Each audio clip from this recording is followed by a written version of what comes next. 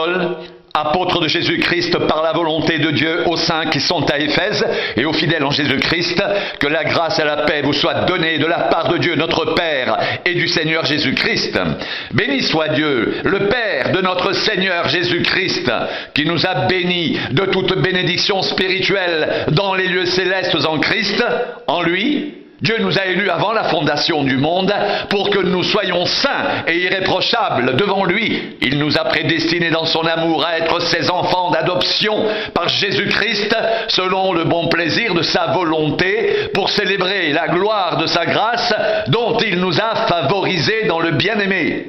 En lui, nous avons la rédemption par son sang, le pardon des péchés, selon la richesse de sa grâce que Dieu a répandue abondamment sur nous, par toute espèce de sagesse et d'intelligence, nous faisant connaître le mystère de sa volonté, selon le bienveillant dessein qu'il avait formé en lui-même, pour le mettre à exécution lorsque les temps seraient accomplis, de réunir toutes choses en Christ, celles qui sont dans les cieux et celles qui sont sur la terre. En lui, nous sommes aussi devenus héritiers, ayant été prédestinés, suivant la résolution de celui qui opère toutes choses, d'après le conseil de sa volonté, afin que nous servions à la louange de sa gloire, nous qui d'avance avons espéré en Christ. En lui, vous aussi, après avoir entendu la parole de la vérité, l'évangile de votre salut, en lui vous avez cru, et vous avez été scellés du Saint-Esprit qui avait été promis, lequel est un gage de notre héritage pour la rédemption de ceux que Dieu s'est acquis pour célébrer sa gloire. C'est pourquoi, moi aussi, ayant entendu parler de votre foi au Seigneur Jésus et de votre amour pour tous les saints, je ne cesse de rendre grâce pour vous. Je fais mention de vous dans mes prières, afin que le Dieu de notre Seigneur Jésus-Christ, le Père de gloire, vous donne un esprit de sagesse et de révélation dans sa connaissance, qu'il illumine les yeux de votre cœur, pour que vous sachiez quelle est l'espérance qui s'attache à son appel, quelle est la richesse de la gloire de son héritage qu'il réserve aux saints, et quelle est envers nous qui croyons l'infinie grandeur de sa puissance, se manifestant avec efficacité par la vertu de sa force. Il l'a déployé en Christ, en le ressuscitant des morts et en le faisant asseoir à sa droite dans les lieux célestes, au-dessus de toute domination, de toute autorité, de toute puissance, de toute dignité et de tout nom, qui peut être nommé non seulement dans le siècle présent, mais encore dans le siècle à venir. Il a tout mis sous ses pieds et il l'a donné pour chef suprême à l'Église, qui est son corps, la plénitude de celui qui remplit tout en tous.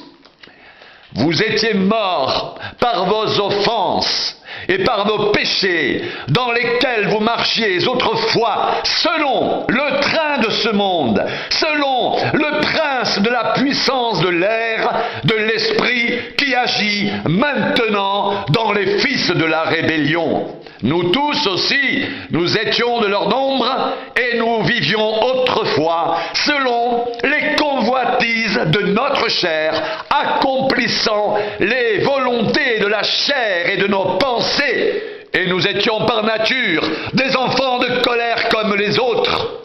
Mais Dieu, qui est riche en miséricorde, à cause du grand amour dont il nous a aimés, nous qui étions morts par nos offenses, nous a rendus vivants avec Christ. C'est par grâce que vous êtes sauvés. Il nous a ressuscités ensemble et nous a fait asseoir ensemble dans les lieux célestes en Jésus-Christ, afin de montrer dans les siècles à venir l'infinie richesse de sa grâce par sa bonté envers nous en Jésus-Christ. Car c'est par la grâce que vous êtes sauvés, par le moyen de la foi. Cela ne vient pas de vous, c'est le don de Dieu. Ce n'est point par les œuvres, afin que personne ne se glorifie, car nous sommes son ouvrage, ayant été créés en Jésus-Christ pour de bonnes œuvres que Dieu a préparées d'avance, afin que nous les pratiquions. C'est pourquoi, vous autrefois païens dans la chair, appelés incirconcis par ceux qu'on appelle circoncis et qui le sont à la chair par la main de l'homme, souvenez-vous que vous étiez en ce temps-là sans Christ, privés du droit de cité en Israël, étrangers aux alliances de la promesse, sans espérance et sans Dieu dans le monde. Mais maintenant, en Jésus-Christ, vous qui étiez jadis éloignés, vous avez été rapprochés par le sang de Christ, car il est notre paix, lui qui des deux n'en a fait qu'un et qui a renversé le mur de séparation, l'inimitié, ayant anéanti par sa chair la loi des ordonnances dans ses prescriptions, il a voulu créer en lui-même avec les deux un seul homme nouveau en établissant la paix et les réconcilier avec Dieu l'un et l'autre en un seul corps par la croix, en détruisant par elle l'inimitié. Il est venu annoncer la paix à vous qui étiez loin et la paix à ceux qui étaient près, car par lui, les uns et les autres, nous avons accès auprès du Père dans un même esprit. Ainsi donc, vous n'êtes plus des étrangers, ni des gens du dehors, mais vous êtes concitoyens des saints, gens de la maison de Dieu. Vous avez été édifiés sur le fondement des apôtres et des prophètes, Jésus-Christ lui-même étant la pierre angulaire. En lui, tout l'édifice bien coordonné s'élève pour être un temple saint dans le Seigneur. En lui, vous êtes aussi édifiés pour être une habitation de Dieu en esprit. À cause de cela, moi, Paul, le prisonnier de Christ pour vous païens, si du moins vous avez appris comment je fais part de la grâce de Dieu qui m'a été confiée pour vous. C'est par révélation que j'ai eu connaissance du mystère sur lequel je viens d'écrire en peu de mots. En les lisant, vous pouvez vous représenter l'intelligence que j'ai du mystère de Christ. Il n'a pas été manifesté aux fils des hommes dans les autres générations comme il a été révélé maintenant par l'Esprit aux saints apôtres et prophètes de Christ. Ce mystère, c'est que les païens sont co-héritiers, forment un même corps et participent à la même promesse en Jésus-Christ par l'Évangile dont j'ai été fait ministre selon le don de la grâce de Dieu qui m'a été accordée par l'efficacité de sa puissance. À moi, qui suis le moindre de tous les saints, cette grâce a été accordée d'annoncer aux païens les richesses incompréhensibles de Christ et de mettre en lumière le moyen de faire connaître le mystère caché de toute éternité en Dieu qui a créé toutes choses. C'est pourquoi les dominations et les autorités dans les lieux célestes connaissent aujourd'hui par l'Église la sagesse infiniment variée de Dieu selon le dessein éternel qu'il a mis à exécution par Jésus-Christ, notre Seigneur. En lui, nous avons, par la foi en lui, la liberté de nous approcher de Dieu avec confiance. Ainsi, je vous demande de ne pas perdre courage à cause des afflictions que j'endure pour vous. Elles sont votre gloire. À cause de cela, je fléchis les genoux devant le Père, de qui toute famille dans les cieux et sur la terre tire son nom, afin qu'il vous donne, selon la richesse de sa gloire, d'être puissamment fortifié par son esprit dans l'homme intérieur, en sorte que Christ habite dans vos cœurs par la foi, afin qu'étant enraciné et fondé dans l'amour, vous puissiez comprendre avec tous les saints quelle est la largeur, la longueur, la profondeur et la hauteur, et connaître l'amour de Christ qui surpasse toute connaissance, en sorte que vous soyez remplis jusqu'à toute la plénitude de Dieu. Or, à celui qui peut faire, par la puissance qui agit en nous, infiniment au-delà de tout ce que nous demandons ou pensons, à lui soit la gloire dans l'Église et en Jésus-Christ, dans toutes les générations, au siècle des siècles. Amen. Je vous exhorte donc, moi, le prisonnier dans le Seigneur, à marcher d'une manière digne de la vocation qui vous a été adressée, en toute humilité et douceur, avec patience, vous supportant les uns les autres avec amour, vous efforçant de conserver l'unité de l'esprit par le lien de la paix. Il y a un seul corps et un seul esprit, comme aussi vous avez été appelés à une seule espérance par votre vocation. Il y a un seul Seigneur, une seule foi, un seul baptême, un seul Dieu et Père de tous, qui est au-dessus de tous et parmi tous et en tous. Mais à chacun de nous, la grâce a été donnée selon la mesure du don de Christ. C'est pourquoi il est dit, étant monté dans les hauteurs, il emmenait des captifs et il a fait des dons aux hommes. Or, que signifie il est monté?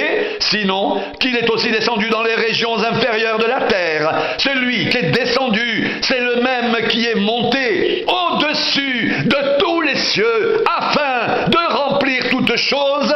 Et il a donné les uns comme apôtres, les autres comme prophètes, les autres comme évangélistes, les autres comme pasteurs et docteurs, pour le perfectionnement des saints, en vue de l'œuvre du ministère et de l'édification du corps de Christ, jusqu'à ce que nous soyons tous parvenus à l'unité de la foi et de la connaissance du Fils de Dieu, à l'état d'homme fait, à la mesure de la stature parfaite de Christ. Ainsi, nous ne serons plus des enfants flottants et emportés à tout vent de doctrine par la tromperie des hommes, par leur ruse dans les moyens de séduction, mais en professant la vérité dans l'amour, nous croîtrons à tous égards en celui qui est le chef, Christ. C'est de lui. Et grâce à tous les liens de son assistance, que tout le corps bien coordonné et formant un solide assemblage tire son accroissement selon la force qui convient à chacune de ses parties et s'édifie lui-même dans l'amour. Voici donc ce que je dis et ce que je déclare dans le Seigneur: vous ne devez plus marcher comme les païens qui marchent selon la vanité de leurs pensées. Ils ont l'intelligence obscurcie. Ils sont étrangers à la vie de Dieu à cause de l'ignorance qui est en eux, à cause de l'endurcissement de leur cœur. Ayant perdu tout sentiment, ils se sont livrés au dérèglement pour commettre toute espèce d'impureté jointe à la cupidité. Mais vous, ce n'est pas ainsi que vous avez appris Christ, si du moins vous l'avez entendu, et si conformément à la vérité qui est en Jésus, c'est en lui que vous avez été instruits à vous dépouiller par rapport à votre vie passée du vieil homme qui se corrompt par les convoitises trompeuses, à être renouvelé dans l'esprit de votre intelligence et à revêtir l'homme nouveau, créé selon Dieu, dans une justice et une sainteté que produit la vérité.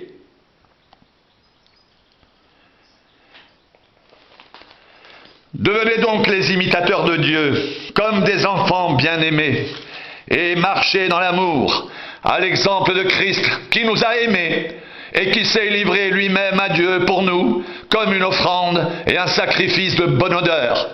Que la débauche, ni aucune impureté, ni la cupidité ne soient pas même nommées parmi vous, ainsi qu'il le convient à des saints, qu'on n'entende ni paroles grossières, ni propos insensés ou équivoques, choses qui sont contraires à la bienséance, qu'on entende plutôt des actions de grâce, car, sachez-le bien, aucun débauché ou impur ou cupide, c'est-à-dire idolâtre, n'a d'héritage dans le royaume de Christ et de Dieu.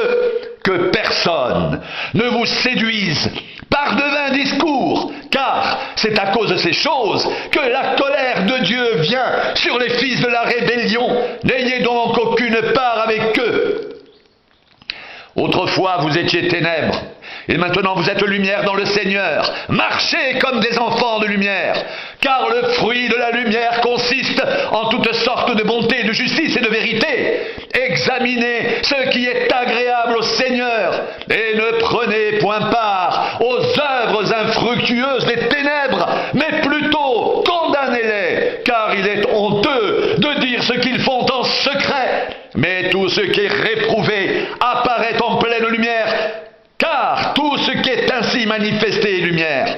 C'est pour cela qu'il est écrit « Réveille-toi, toi qui dors, relève-toi d'entre les morts et Christ t'éclairera. Prenez donc garde, afin de vous conduire avec circonspection, non comme des insensés, mais comme des sages. Rachetez le temps, car les jours sont mauvais. C'est pourquoi ne soyez pas inconsidérés, mais comprenez quelle est la volonté du Seigneur. Ne vous enivrez pas de vin, c'est de la débauche. Soyez au contraire remplis de l'esprit. Entretenez-vous par des psaumes, par des hymnes, par des cantiques spirituels, chantant et célébrant de tout votre cœur les louanges du Seigneur. Rendez continuellement grâce à Dieu le Père pour toutes choses au nom de notre Seigneur Jésus-Christ, vous soumettant les uns aux autres dans la crainte de Christ.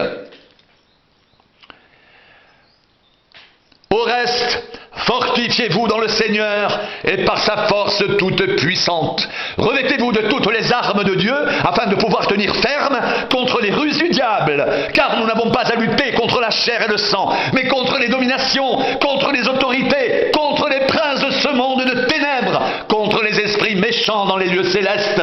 C'est pourquoi prenez toutes les armes de Dieu afin de pouvoir résister dans le mauvais jour et tenir ferme après avoir tout surmonté.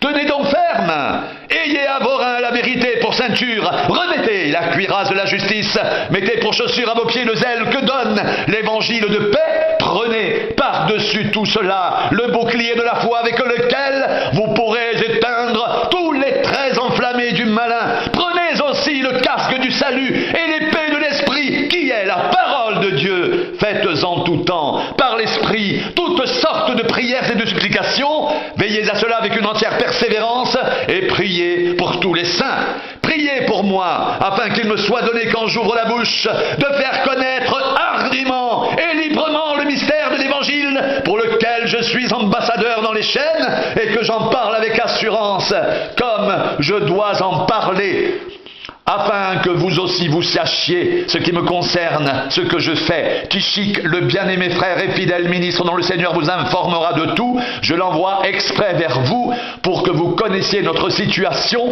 et pour qu'il console vos cœurs. Que la paix et l'amour avec la foi soient donnés aux frères de la part de Dieu le Père et du Seigneur Jésus-Christ. Que la grâce soit avec tous ceux qui aiment notre Seigneur Jésus-Christ d'un amour inaltérable.